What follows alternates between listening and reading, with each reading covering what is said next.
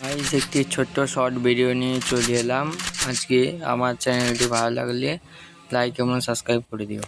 আমাদের অপোনেন্টে যে ছেলেটা আছে ওটা আমার বন্ধু, এবং আমি আর দেব ভাইকে আর কি ওরা ভার্সেস করতে চেয়েছিল 1v2।